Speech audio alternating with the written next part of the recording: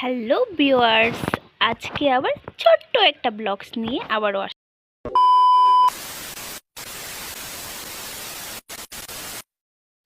ঘুম থেকে উঠে আমি ব্রাশ করছিলাম, আর আমার দিদি সোজা বেরিয়ে চলে গেছে ফ্রিতে পালং শাক আনবে বলে।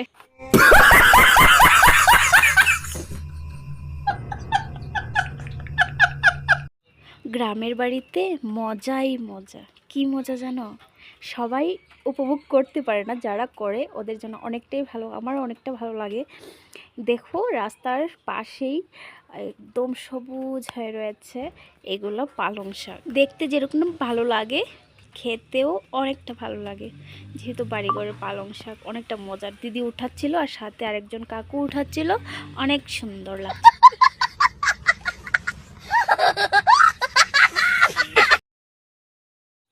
Tata, bye bye.